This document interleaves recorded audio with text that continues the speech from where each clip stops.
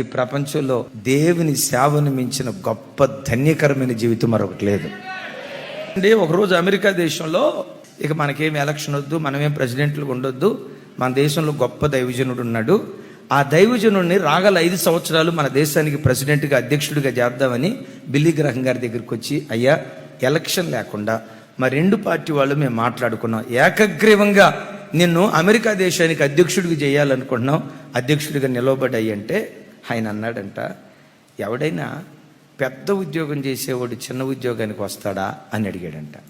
ప్రపంచంలో అమెరికా దేశ అధ్యక్షుడు అవటం కలగదా, అంతకు మించిన పదవి భూమి మీద ఏముందంటే ఆయన అన్నాడట, అమెరికా దేశ అధ్యక్ష పదవి కంటే దేవుని సేవకుడిని పిలువబడటం దేవుడు నాకు ఇచ్చిన భాగ్యం. కోట్లాధిపతి అయిన వీటన్నిటిలో అత్యుత్తమమైన జీవితం ఒక దైవజనుడిగా బ్రతకటం.